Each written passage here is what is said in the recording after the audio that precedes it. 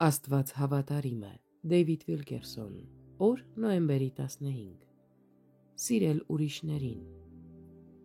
Քրիստոսի նման լինելը նշանակում է ճանաչել Քրիստոսին ուրիշների մեջ։ Իմ ճանապարհորդությունների ընթացքում ես հանդիպում եմ բազմաթիվ թանկարժեք տղամարդկանց և կանանց, ովքեր ամբողջությամբ նվիրվել են Տիրոջը։ Նրանց հանդիպելու պահին սիրտս ցնծում է։ Չնայած մենք երբեք չենք հանդիպել, Սուրբ Հոգին վկայում է իմ մեջ, որ նրանք լցված են Քրիստոսով։ Ես դեռ հիշում եմ նրանցից մի քանիսի դեմքերը՝ հովիվներ, եպիսկոպոսներ, Աղքատ փողոցի ավետարանիչներ։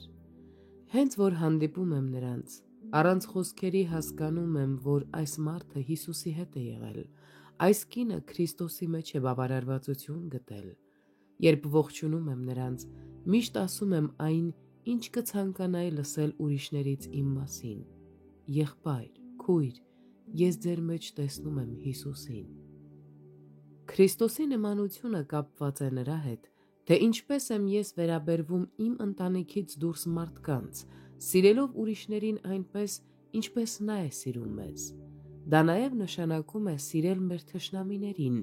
նրանց, ովքեր ատում են մեզ և կարծես անկարող են մեզ սիրել։ Մենք պետք է դա անենք, առանց որևէ բան ակնկալելու նրանցից։ Այսպես սիրելը մարդկայինորեն անհնար է, բայց մեզ պատվիրված է դա անել։ Ինչպես կարող եմ սիրել մի մուսուլմանի, որը թքում է իմ երեսին մեր եկեղեցուց ընդամենը մի քանի ոտնաչափ հեռավորության վրա։ Ինչպես կարող եմ սիրել նրանց, ովքեր կայքերում սուտ վկայությամբ ինձ կեղծ մարգարե են անվանում։ Ինչպես կարող եմ իսկապես սիրել նրանց Քրիստոսով։